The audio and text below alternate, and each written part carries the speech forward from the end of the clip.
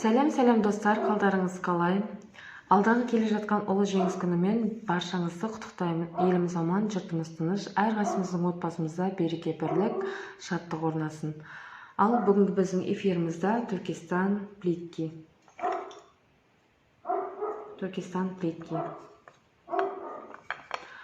Бүгін бізде жеңімпазымызды анықтайтын күн. Мен оны сәлден соң айтамын. Активіңізге қатысу шарттары: подписаться ету, комментарий қалдыру және осы эфирларда, осы видеолардың астында активны болу.